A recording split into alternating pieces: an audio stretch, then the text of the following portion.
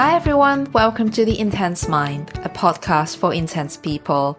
My name is Emmy and I'm here with you to learn and grow from gifted and intense minds around the world. Hi everyone. Today I'm thrilled to welcome a true pioneer in mental health treatment today, Dr. David Burns, Stanford psychiatrist who've revolutionized how we think about therapy and healing. If you've ever been to a therapist, especially a CBT therapist, chances are that you've heard of his groundbreaking book, Feeling Good, from the 1980s. It's soon become a go-to recommendation for therapists across America and the world. More recently, his book, Feeling Great, introduced Team CBT, a new approach that's changing how we treat depression and anxiety. Dr. Burns' own personal narrative is fascinating. After years of practicing traditional psychiatry and prescribing countless antidepressants, he made a surprising discovery that medications were not working.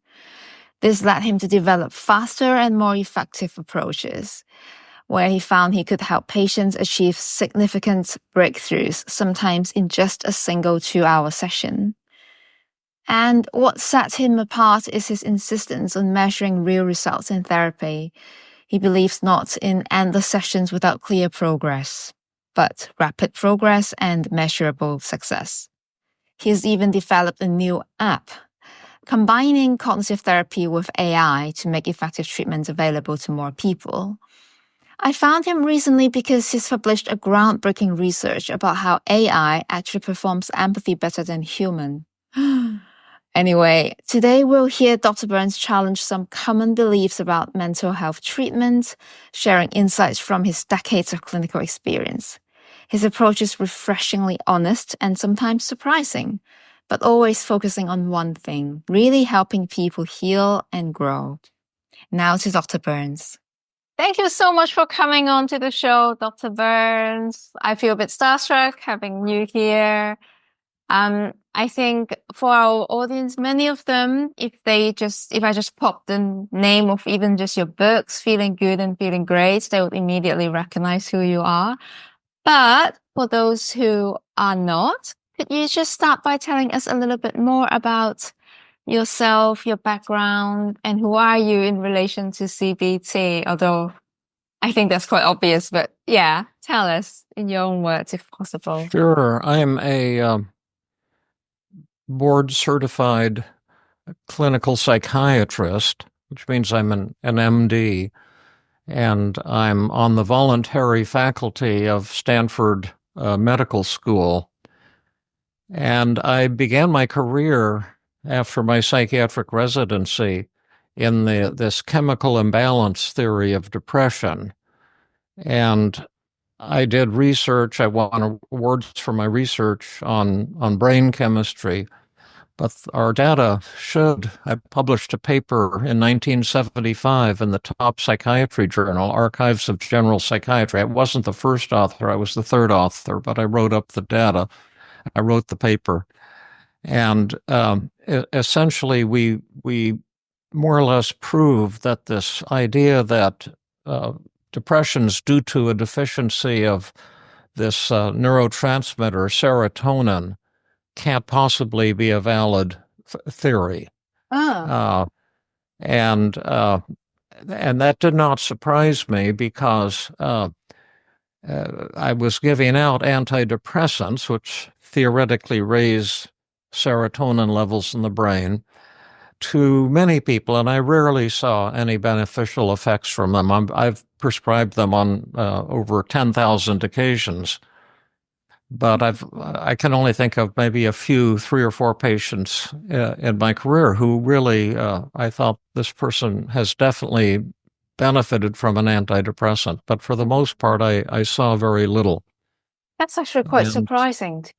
Yeah. And so I at the time, Aaron Beck, who was also I was at University of Pennsylvania Medical School at the time, and I had finished my residency, and I was doing this postdoctoral research fellowship, and I got a big grant from the federal government to stay on the faculty full-time in a tenure-track position and create a brain serotonin research laboratory at the university. But I told my supervisor, why are we studying brain serotonin when we've already proven to ourselves that it doesn't play a role in any psychiatric disorder, including depression and everything else? And he says, don't rock the boat, David. You've got a good thing going. You're just out of your residency. You're known all over the world. You're one of the top experts on brain serotonin. You just got a big grant from the federal government, and you have a great academic career ahead of you. And I said, well, I don't want to have a career doing something that's never going to add up. I'm done with this theory. So I looked around for something new and different, different way to treat people. I knew that this adjusting brain chemicals really was not any different from treating people with placebos. That's what the research really showed and shows even to this day. Really? I mean, that must be so, I mean, it's groundbreaking even as you say it now. I can't imagine back then. I mean, I know this is not the theme of our discussion, but really, just really even now with all the new meds, all the SSRIs, still, you would stand by what you believe in when it comes to psychiatric Yeah, the meds? data has just more and more confirmed this over the years, but the drug companies, you see, there's this thing called a placebo effect. Yeah. So if I tell you that if you pull your ears like this 3 times a day, it'll adjust your brain and your depression will go away. And I get people to believe that. A third of them will improve by tugging on their ears. But it's just what's called a placebo effect. If you think something is going to work for a certain fraction of people, about a third of people will actually begin to feel better. But it's not the drug, it's the placebo effect. And the SSRIs do not outperform placebos. However, they do have significant effects above and beyond placebos. They do increase suicidal urges. They do increase the rate of completed suicides. They trigger violent urges. And they also drastically reduce sexual drive. Yeah. Those are some real effects. But if the drug companies have been making billions of dollars off of antidepressants, and they continue to do so, and people believe what they see on television. Yeah, and these days they're chosen for many other benefits too, like I think Wellbutrin or something. There was people used it to curb addiction. I remember going to a Wellbutrin lecture, an academic research lecture when I was still in academic psychiatry. And Wellbutrin had just come out, and someone was doing research on it, and there were about 1,000 of us in the audience, and it was some exciting new drug. And he says, Wellbutrin has everything you would want in an antidepressant, except for one thing. What it has, it's safe. It doesn't have, an excessive toxic effects, and it's easy to manufacture. And the only effect that it's missing is an antidepressant effect. Other than that, it's wonderful.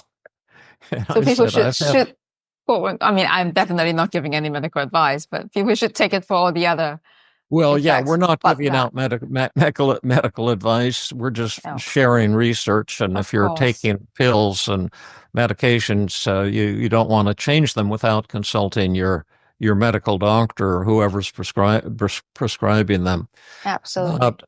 I knew that. I could see from my clinical practice and that also the psychotherapy. I had been trained as a psychiatric resident at Stanford and at University of Pennsylvania was not at all effective. And then I heard about a new approach that had just been developed by Aaron Beck at the University of Pennsylvania. And it sounded to me like quackery. He was saying that depression is actually caused by negative thoughts.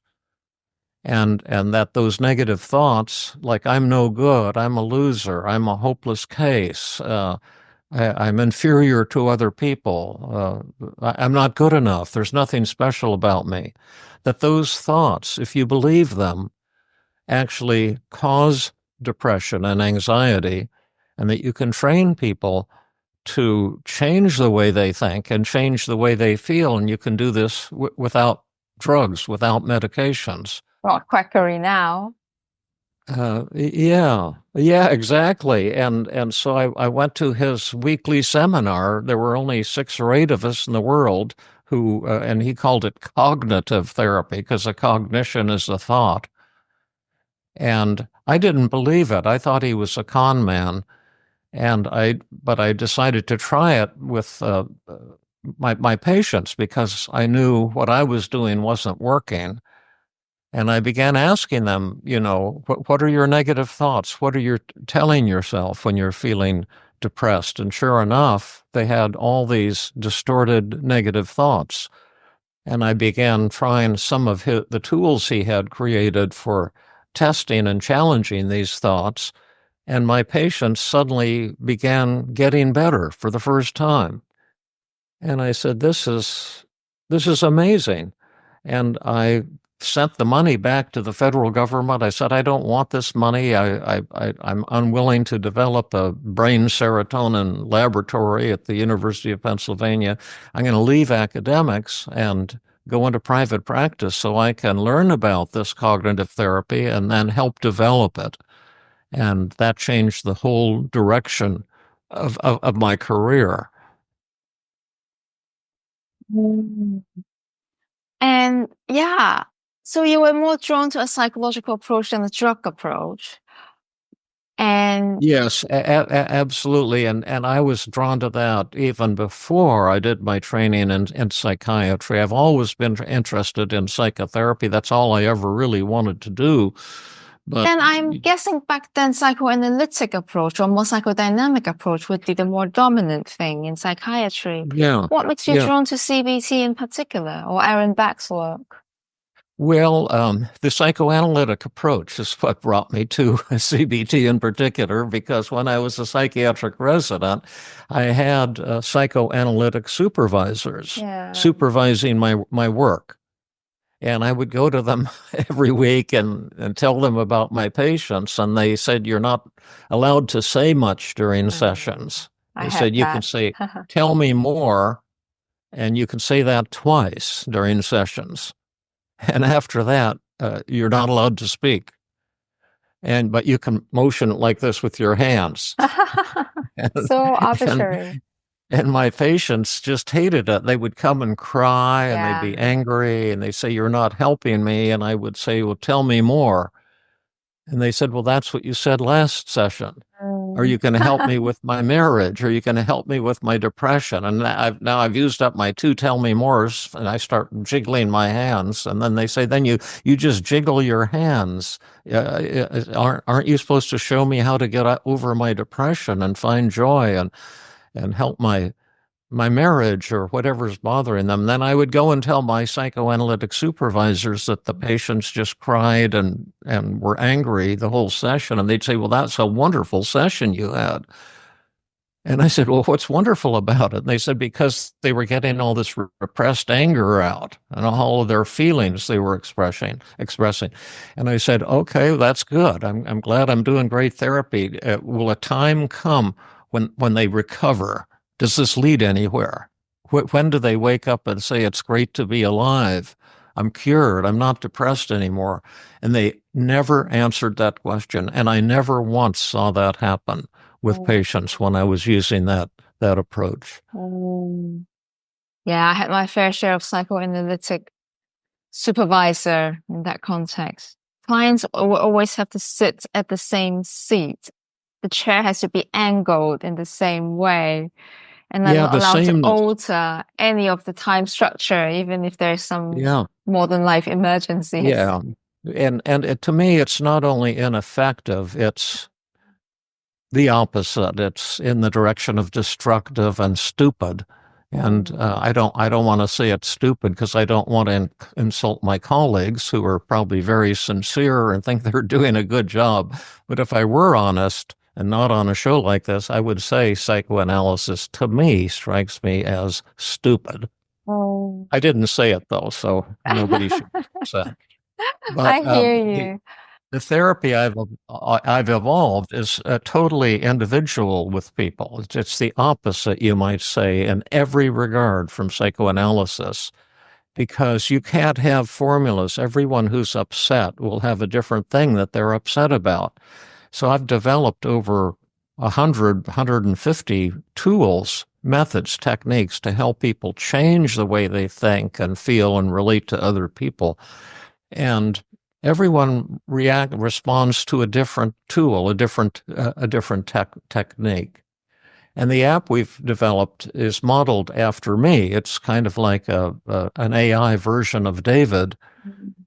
What's happened to me in my private practice, I would say in the last 30 years, 25, 30 years, I've treated everyone in just one session, a 2-hour session. And the goal is to complete treatment with people in one single session. And I can usually do that, not always. Sometimes some people need more, but most people that's sufficient. And so some colleagues approached me and said, "Boy, if we could get an app to do what you're doing, we could change the world." And so that's what we're trying to do. And we have this little Feeling Great app now that is modeled after me, and it's getting better all the time. But it actually develops, and we measure changes. That's one thing in the psychoanalytic days. We never measured anything. You can't have science without measurement. You have to measure things so you can learn what's effective, what's ineffective. And we see now, when I'm doing clinical work, I measure feelings at the start of the session. How are you feeling right now? Between 0 and 100 in depression, suicidal urges, and anxiety and anger. How satisfying or conflicted is your marriage? And then measure those exact same things at the end of the session. And most people at the start of the session, they'll have, scoring on a 0 to 100, like 90 on depression and 100 on anxiety and fear, and 80 on guilt and shame, and 90 on inferiority, inadequacy, and so on and so forth, with loneliness, hopelessness, frustration, anger. And now that's what needs to be changed. And then I work with them in today's session to see if we can smash those negative thoughts and bring these feelings down. And typically at the end of the session, they have 0s or 5s or 10s on all of these different negative emotions. And that takes about 2 hours. And the app we've created can do that for most people now in about 2 hours also. Pardon me? Yeah. Oh, sure. Mm. I'm glad to hear that, the method, the cognitive behavioral approach is actually quite personalized. Because I think some people have the misconception that it's just a menu. I used to have that, a menu being laid down and it's like one singular thing. And I know many, many, many people have benefited from reading your book, and they find it liberating that it's just a book that they can buy. And it's just fun. It's amazing that now with technology, you've replicated yourself and who you are, which we will definitely come to, because today we actually do want to talk about AI, and the world is changing so fast. I think this is a question of things you might have already said. How have your understanding of the treating anxiety and depression evolved since you wrote this book? Obviously, our world is moving increasingly fast. You haven't changed your perspective on medications. Just say a little bit more about that, and then we'll jump into AI. And also the speed at which you treat people, which you said just now, which I did not forget. I think that is, you just let it slip by, like it's so natural to treat people in 1 or 2 sessions, but actually that's a really radical thing to have said. So could you mind expanding on that and tell people how is that possible, and how did not more people know about it? Yeah. Well, we're doing everything we can to get people to know about it. I think one problem we're having is that our results are so good that people think I'm a con artist. They tend not to believe it because people have been trained to think that it takes years or decades to develop depression and takes years or decades to learn to overcome depression. And when I work with people, the change happens rapidly. Even within a 2-hour therapy session, the moment of change is generally 30 seconds to 60 seconds when they suddenly see something that they haven't previously seen. That maybe I can give you an example of that. Early in my practice, and this is a real obvious example, but how it shows that the moment you change the way you think, you can change the way you feel. That's what it's all based on.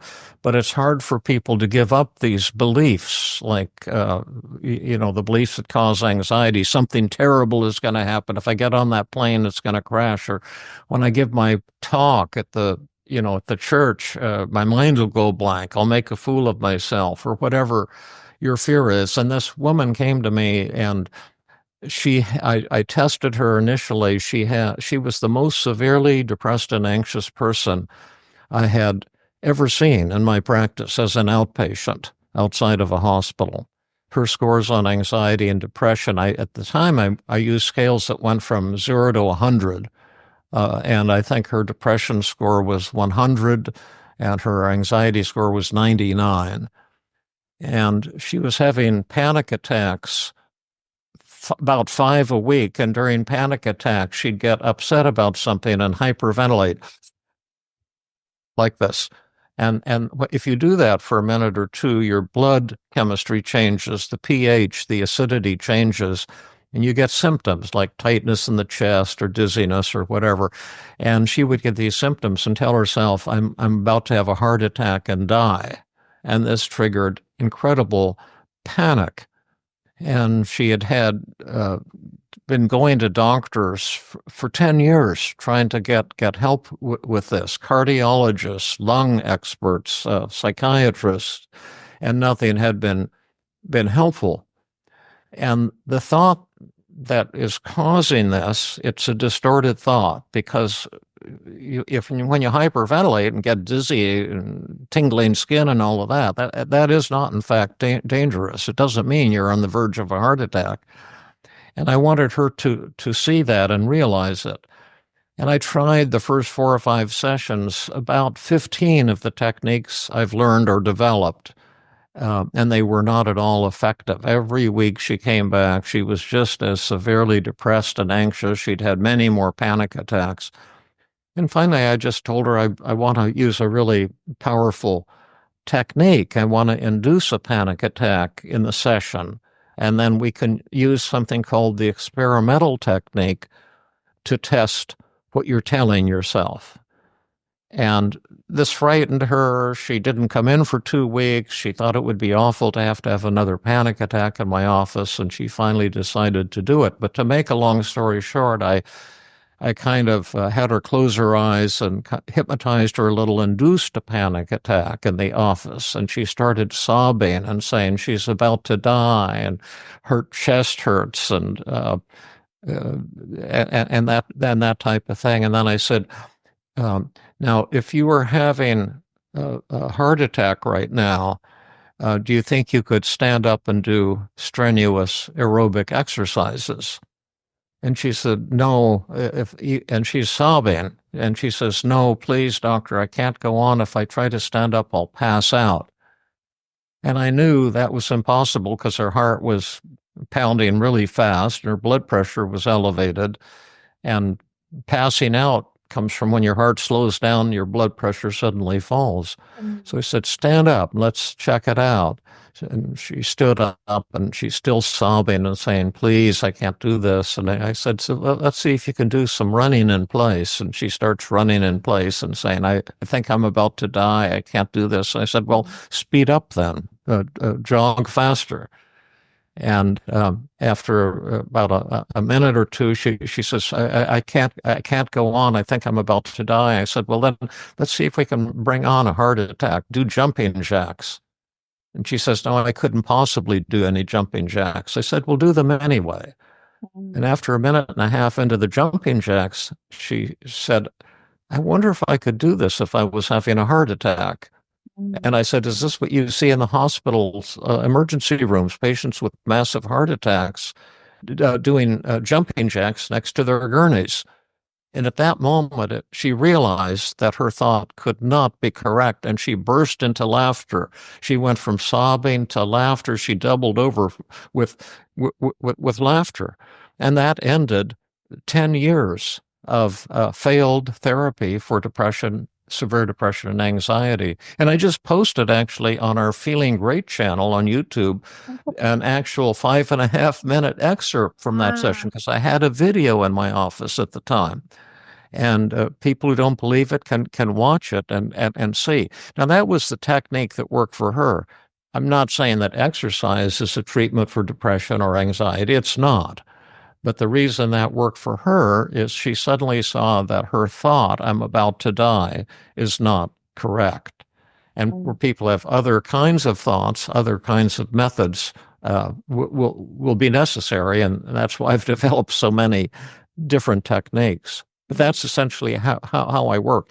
And you said, how has it changed over the years? Well, when cognitive therapy first came out and I published my first book, Feeling Good, in 1980, there were two radical developments. First, that cognitive therapy didn't require antidepressants, and that was revolutionary. We did a small pilot study that showed it was as effective as antidepressants, which seemed like a big thing at the time. And secondly, that it could work rapidly, and because instead of months or years of treatment, we're talking about maybe, 4 or 5 weeks of therapy. Yeah. What's happened over the years is I've continued to do research on how psychotherapy actually works. And I was able to get in my own work to where I no longer need, for most people, 5 or 6 or 8 weeks, just 1 2-hour session. I can't do it in a 45-minute or a 50-minute session because there are certain steps I have to go through with each person. But that's what's happened. It's gotten the therapy has gotten ultra high speed, and that's what I think we need. That's what I've devoted my life to. I used to wonder about it when I was a young doctor, with all these stupid techniques I was trained in during my residency. I used to wonder. I wonder if we could measure depression and anxiety and anger every session. And so you could find out when you're being effective. And then could we learn, like professional athletes practice? They learn certain techniques. They get good at them so they can play professional basketball or whatever the sport is. And that's essentially what evolved in my career. I've learned and developed specific techniques that can be helpful to people. What you're saying gives people so much hope.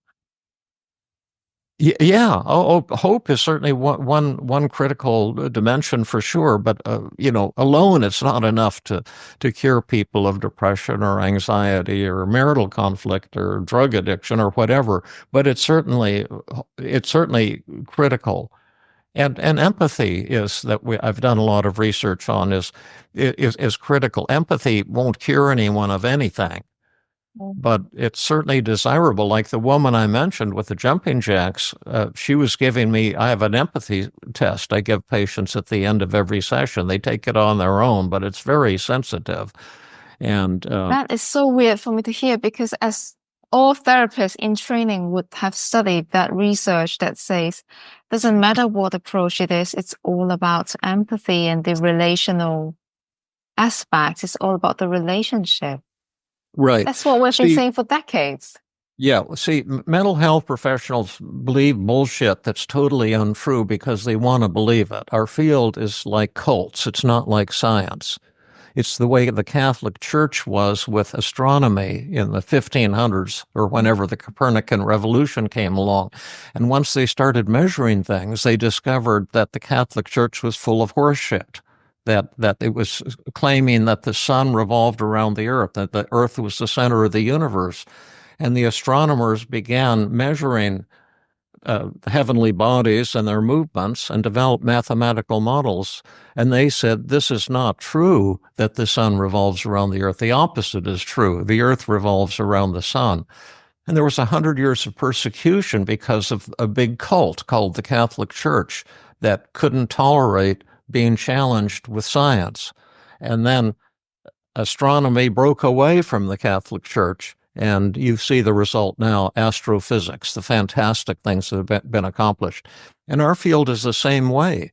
We need to start measuring. That's what I've been doing in my career, and developing mathematical models where we can test how things actually work.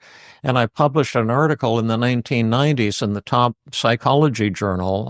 I've always published in psychology journals rather than psychiatry journals or medical journals because they're more difficult to get into. Psychology has more critical thinking than psychiatry, I believe. But at any rate, I measured empathy at my clinic in Philadelphia, and we had 13 therapists, and I had developed a very sensitive scale for measuring empathy as experienced by the patient, so I could do causal modeling and say, what's the causal effect of therapist empathy on recovery from depression? And I showed then that it was a very small effect at best.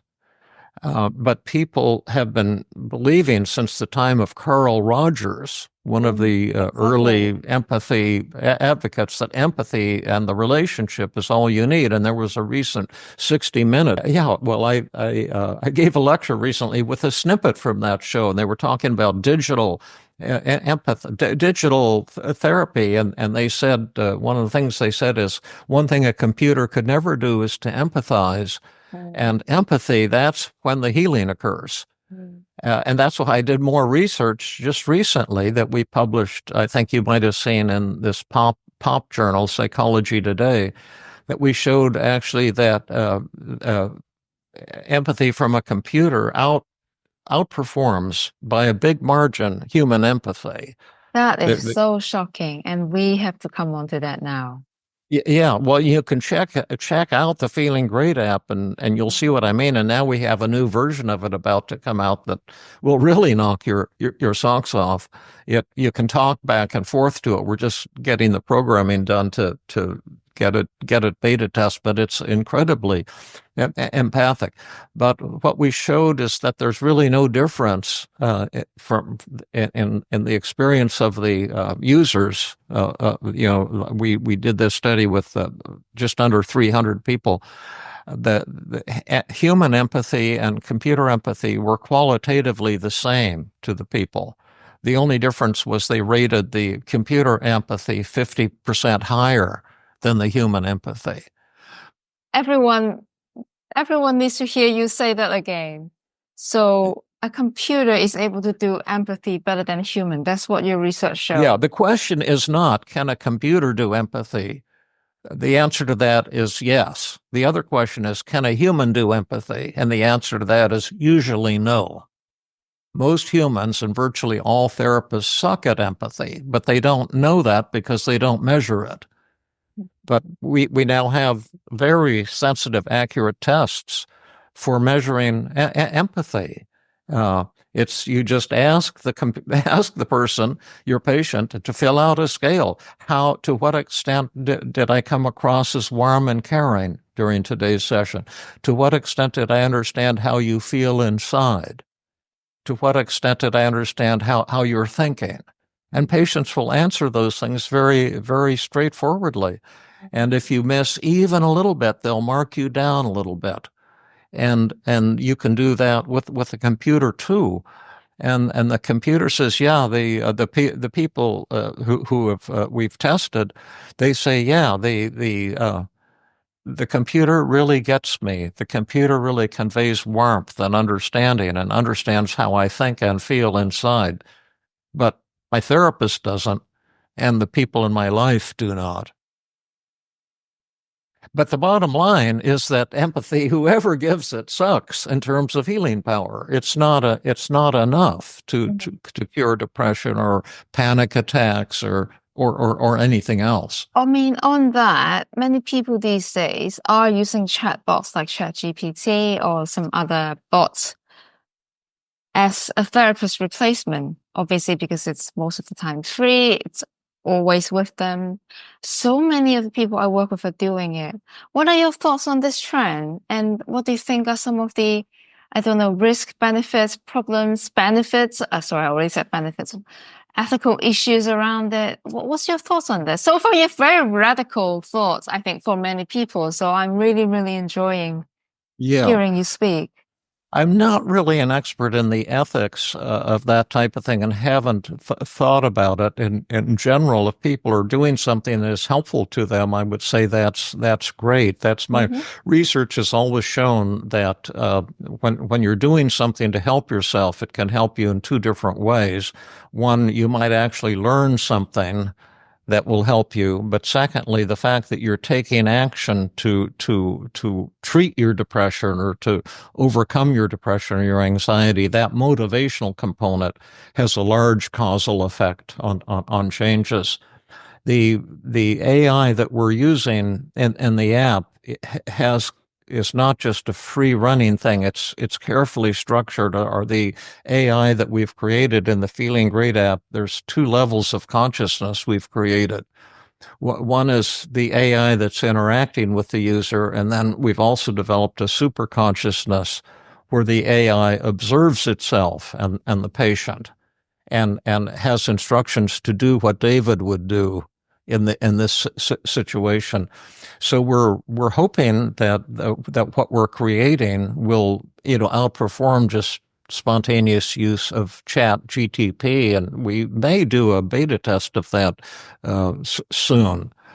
But your app is modeled it's modeled around your brain, so that is something ChatGPT can't. I mean, I suppose they can give them because there's a lot of things that I do in order to bring about change within 2 hours, dramatic change, that I would suspect ChatGPT doesn't know how to do. That's why we do a lot of teaching the app how to be like David.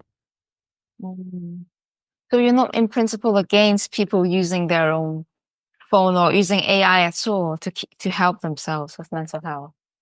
Well, I've never been against encouraging people to help themselves. And even when I wrote my first book, Feeling Good, I emphasized that even if you're going to a therapist, what's going to help you is what you do between sessions to help yourself, the psychotherapy homework.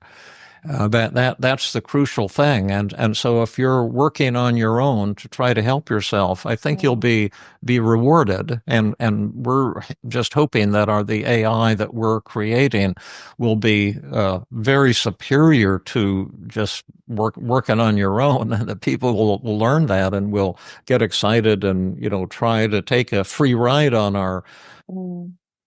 So tell us more about your app then. So it is not available outside of the States at the moment, right? Yes, I'm hoping it will be. We're a small company and have an awful lot of things that we're trying to do. So we're trying to get on top of the situation in the United States and get the app where we want it to be. And then I think as you move into different countries, there are legal issues, and the attorneys that we hire to protect us charge a tremendous amount, and there are technical issues to make sure that your privacy conforms to the requirements of each different country. But I hope I get emails every day from many people all around the world saying, when can we get your app? There are resources for people around the world right now that I would like to mention that are free and that are helpful. One are my Feeling Good podcasts that you can find on my website, which is feelinggood.com. And we've published over 400 of those. And many people say they've been helped tremendously. Also on my website, feelinggood.com, I have a free depression class, a free anxiety class, and also on our new channel on YouTube, the Feeling Great channel. I've published about 30 videos that have been very helpful to people, short videos, 5, 10, 15 minutes on different topics related to depression or anxiety. And then all of my books, Feeling Good and Feeling Great, are not terribly expensive. And so there's a lot of things you can do right now. You get really, really cheap versions now, Yeah. secondhand. They're everywhere. They're Oh yeah, classic. secondhand. Yeah, that somebody told me they've been buying my first book on hardbound, secondhand on Amazon, and they actually have been getting brand new copies from 1980, from the first edition copies, which are rare. I didn't even know this, and that they may be sold out, but they must have found a bunch of first edition hardbounds of Feeling Good, the new mood therapy, and buying them for like a dollar a piece or $1.50 a piece. But they're probably all gone by now. But you can get these books very inexpensively. I really admire the fact that despite your success, you haven't stopped keeping up with time and, the most recent things in the world. And now keeping up with AI, which many therapists, I think, don't do. They stay with what they know and what they have been trained for. Well, I've been dreaming about this since the 1970s. I sensed, I think what I could do, I could train some electronic device to do it, and this could change the world. And it took this long for the world to catch up to that idea, and that we were on the verge, we think, of actually making that dream come true. And if it does come true, because with our app, it's not costly, but if people can't afford it and they contact us, so we just give it away for free.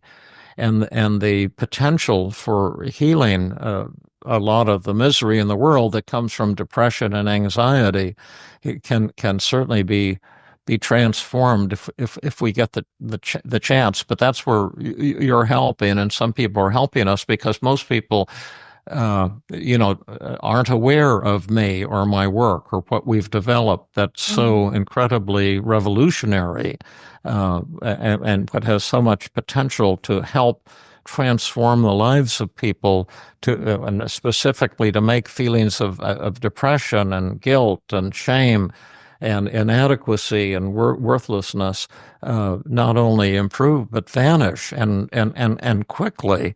And a lot of people, they just don't believe that's possible. So I say, well, check me out and see if you can satisfy yourself that it's what I'm saying is bullshit. And you may be in for a shock to the system, a pleasant, positive shock. Yes. Huh. Gosh. So, but one question. Do you think these digital approaches can work for more complex cases like personality disorders, complex trauma, that kind of thing? Well, when I first learned cognitive therapy and went into private practice, and I'd been going to Dr. Beck's, weekly seminars, and then he had just started his Center for Cognitive Therapy, because he was trying to publicize it, because no one had heard in those days of cognitive therapy either. That's why I wrote Feeling Good, to let people know that there was something new and exciting and different.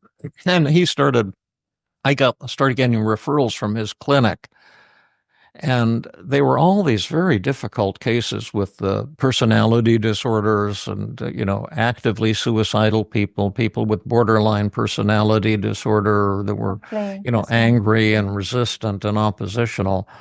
And that's why I evolved my new version of cognitive therapy, which is kind of like high-speed cognitive therapy.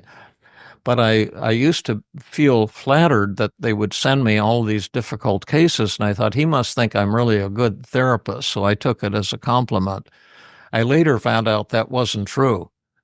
the reason they referred all these cases to me is that they didn't want them in his Center for Cognitive Therapy because they were so difficult.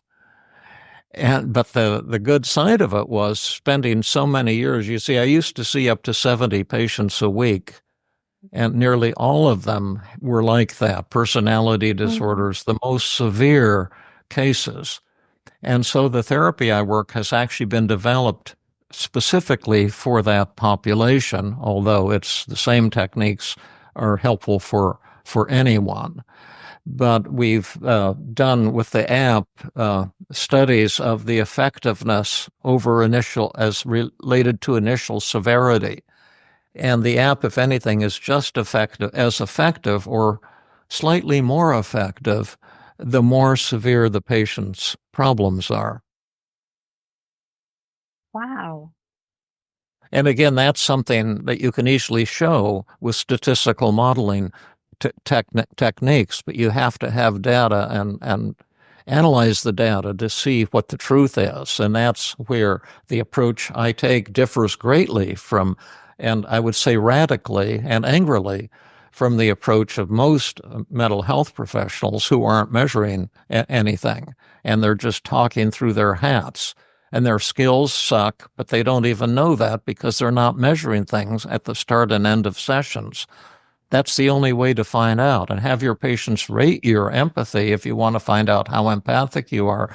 The scale that I've developed for empathy that I require all patients to take at the end of every session is so sensitive that when most therapists in clinical practice use it for the first time, they find they get a failing grade on empathy from every patient at every session. Think about that. A psychiatrist or psychologist who thinks I'm such a great therapist and I'm so empathic, they all think they're really empathic. They have this ego idea that they're great. Well, we all have that. I have that too. And then if you use real scales to measure things, you get humbled immediately. Some therapists think, oh, I don't want to use these scales because the patients won't be honest in the way they fill them out. Well, there is a problem with honesty, that's for sure. And the problem is that the patients are honest. Right. And the real problem is the therapists don't want to hear what the patients have to say. So it takes courage to use these instruments, but they can change the career of a mental health professional. They changed my career. My patients dramatically changed the way I work over the last 40 years. They let me know when they're pissed off and when the session wasn't effective. I can see it instantly in the ratings, and then I have to steer the ship in a different direction. But most therapists are just working in the dark with their eyes closed. You're certainly asking a lot of radical things today. What is the biggest resistance you've faced so far with your app and everything, apart from the legal stuff? The biggest resistance is the same as the resistance that the early astronomers faced from the Catholic Church. Persecution and angry attack from cult members. The schools of therapy function much like cults. They have a kind of a narcissistic guru at the head of the cult, and they all believe they know the cause of depression and anxiety. By the way, anyone who says they know the cause of depression and anxiety is not honest, or they're either liars or incredibly naive.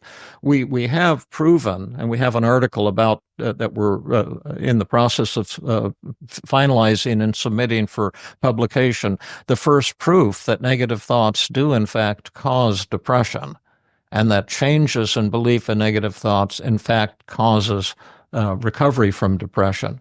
But we don't know why some people have more depression or anxiety.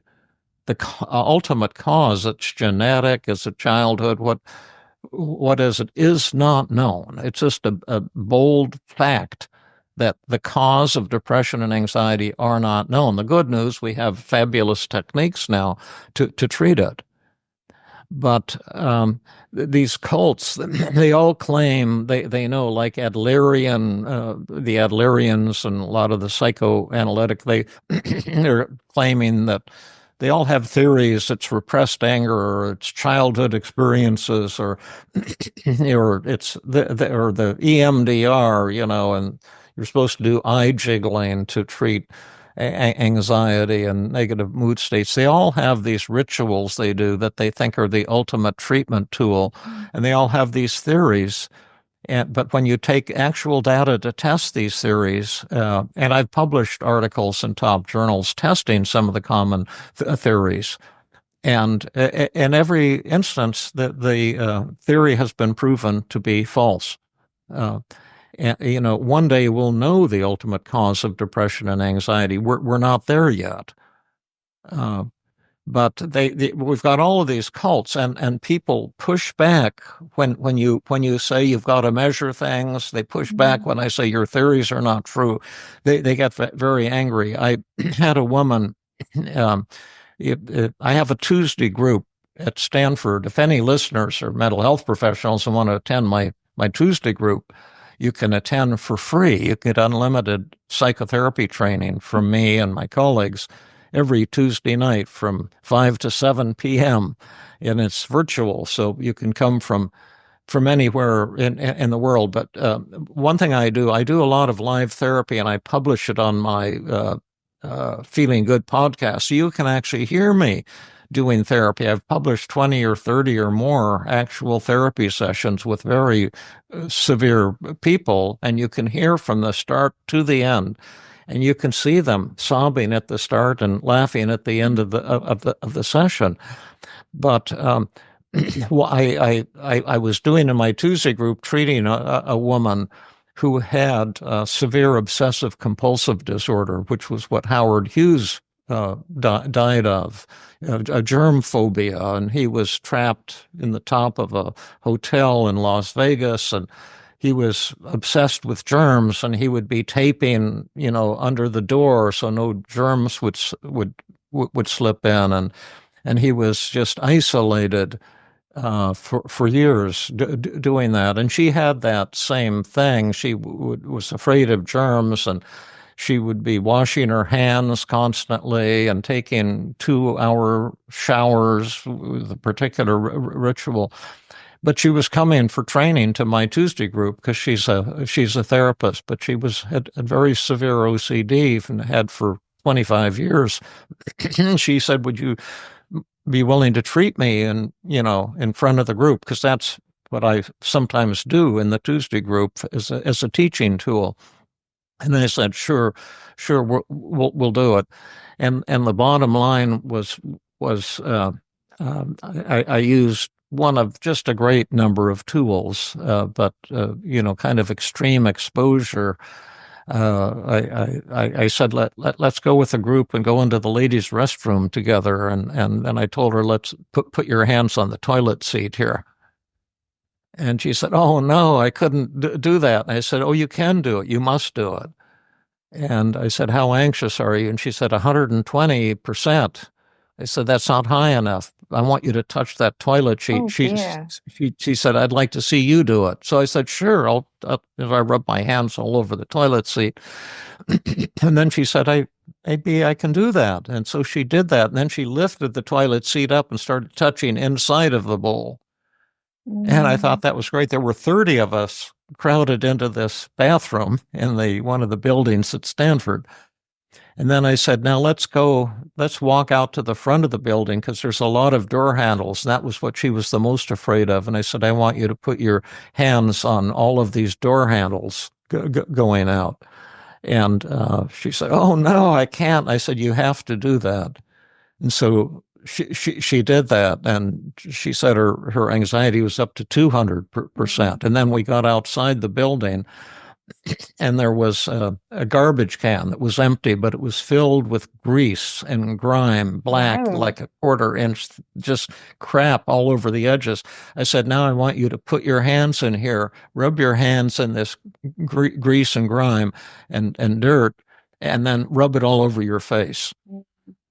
And she says, no, I couldn't possibly do that. I said, oh, you can do that. You have 2 arms and 2 hands and a body. You could just lean over and put your hands in there. And she said, I'm afraid if I do that, I'll vomit. And I said, please do. That'll be even better. Then you can rub the vomit on your face too, plus all the grease and grime. Oh, I'm not sure I can do that. And she said, well, I'd like to see you do that. And I said, sure, no problem. So I put my hands in there and rubbed them all over. And then they were all black and grimy, and I rubbed it all over my face. And then I said, now it's your turn, Sarah. Do it. And so she put her hands in there. Of course, she didn't vomit, but she got her hands all greasy and rubbed them all over her face. And all the students who were watching started cheering. And the fellow had his iPhone and videoed that moment. and then she seemed tearful. And I said, what are you so upset about? And she says, Dr. Burns, I'm not afraid anymore. Wow. I think I've just been cured. And she started sobbing. And that was the end of her 25 years of suffering. That's incredible. But you said, what's my greatest obstacle? I interviewed her on one of my podcasts so people would know that rapid recovery is possible. And she came on, and I've seen her as recently as 2 weeks ago. And that was years ago. She's still doing great. But at any rate, we published that podcast, and on my podcast, I get a lot of positive feedback. But one person wrote back with 2 words, F you.